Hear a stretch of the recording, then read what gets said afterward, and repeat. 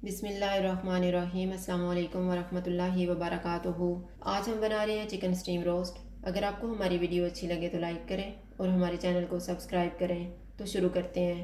मैंने एक चिकन लिया है और इसको 4 पीसीस में काट लिए है और इसके कट भी लगा लिए हैं। इसका वज़न 1 किलो है। 4 टेबल स्पून दही, 4 tablespoon oil, 1 tablespoon लीमू का रस, 1 टेबल स्पून अदरक और लहसुन का पेस्ट, 1 टीस्पून कुटी हुई लाल मिर्च, 1 चुटकी जायफल पाउडर, 1 चुटकी जावित्री पाउडर, 1 टीस्पून खुशक धनिया का पाउडर, हाफ टी स्पून ज़ीरा पाउडर, हाफ टी स्पून गरम मसाला पाउडर, 1/4 टीस्पून काली मिर्च का पाउडर, हाफ टी स्पून लाल मिर्च का पाउडर, नमक हस्बे जायका, थोड़ा सा येलो फूड कलर और थोड़ा सा रेड फूड कलर। एक बाउल में दही डालेंगे, लीमू का रस, अदरक और लहसुन का पेस्ट, सारे मसाले डालेंगे, इनको मिक्स करेंगे। चिकन के पीसीस डालेंगे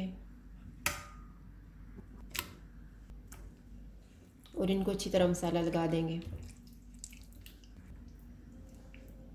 चिकन को मैरिनेट होने के लिए रखेंगे 2 घंटे। 2 घंटे गुजर गए। अब हम चिकन को बनाना शुरू करते हैं। ऑयल लेंगे,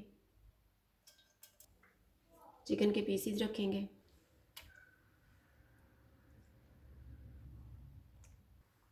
बचा हुआ मसाला भी डाल देंगे।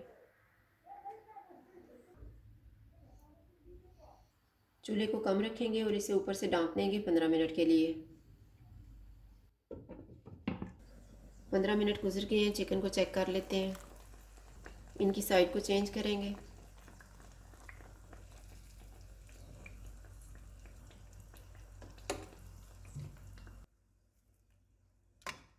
इसे ऊपर से ढाँप देंगे 20 मिनट के लिए। 20 मिनट गुजर गए हैं। इनकी साइड को चेंज करते हैं।